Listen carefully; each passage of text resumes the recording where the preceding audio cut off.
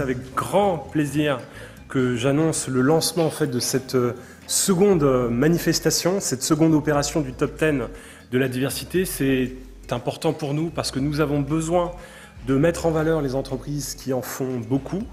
Merci Saïd Amouche. D'abord, un grand merci à Mosaïque RH, que je connais depuis longtemps, depuis les débuts, et à la Fondation, parce que voilà, je voudrais juste dire, et je pense qu'on en est tous conscients ici, qu'il faut un boulot formidable, qui a du sens et qui est super pro. Donc d'abord, je voudrais féliciter la Fondation. Oui, en fonction de son origine, en fonction de son quartier, on a une chance du simple au double d'accéder au même emploi, même au même niveau de qualification.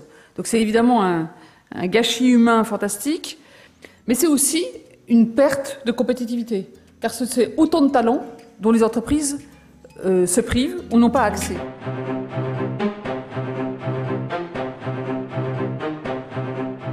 J'ai eu le plaisir de trouver de l'or dans les quartiers. Si je peux passer un appel à tous les recruteurs, les managers qui sont là, c'est faites comme nous, même sur les métiers aussi exigeants et durs que la communication.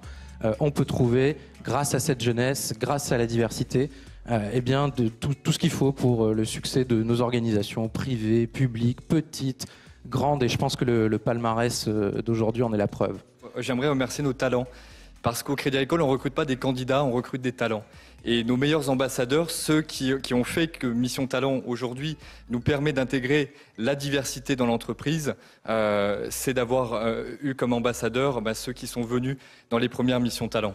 Tenzing, c'est un cabinet de conseil en stratégie opérationnelle qui a pour raison d'être de favoriser l'inclusion du plus grand nombre et notamment des jeunes issus de quartiers moins privilégiés. L'année dernière, on était dans la salle, on était 5. Cette année, maintenant on est 20. Donc plus de la moitié issus de quartiers moins privilégiés. À diplôme égal, les jeunes diplômés des territoires moins privilégiés ont 2,5 fois moins de chances d'accéder à un entretien que ceux des territoires plus privilégiés. C'est l'une des plus grosses injustices sociales de se dire que quelqu'un, parce qu'il a un nom compliqué, parce qu'il vit dans un quartier difficile, il a une discrimination à l'emploi. C'est tout de même peu que d'aider les jeunes à avoir accès au marché de l'emploi, réunir comme aujourd'hui des RH de grandes entreprises, de PME, de faire des trophées pour ceux qui aident à l'insertion de ces jeunes. Je trouve que c'est une magnifique cause et c'est pour ça qu'il faut la soutenir. 36% des jeunes des quartiers prioritaires sont au chômage. Accenture est profondément ancré dans ces programmes de diversité pour la performance de l'entreprise. Je le dis toujours, sur le long terme, plus l'entreprise est diverse, plus elle a de chance de pouvoir traverser les crises, être performante et innovante sur son marché. Nous avons lancé le programme Connect Culture qui favorise l'insertion professionnelle des jeunes issus de la diversité au sein des industries créatives et culturelles. Parce que pour nous, il est important de pouvoir promouvoir cette diversité, mais cette diversité qui fait bien, qui est talentueuse, qui est diplômée, dans ces industries qui nous font vivre tous les jours, même si on ne s'en rend plus compte. Vous ne le savez pas, mais je vous suis depuis un certain temps. Je regarde ce que vous faites et je trouve que vous n'avez pas là toutes les solutions, mais vous en avez une. Vous aidez l'économie française à aller mieux. 150 milliards d'euros. C'est le coût des seules inégalités d'accès à l'emploi et aux postes qualifiés.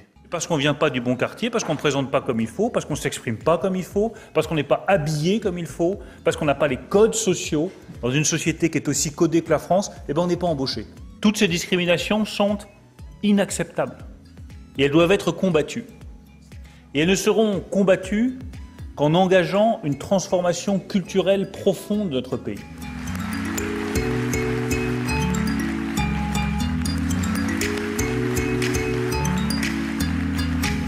Pour nous, c'est important de présenter ces initiatives au monde économique qui était présent dans la salle ce soir, pour initier, pour motiver, pour emmener de nouvelles innovations.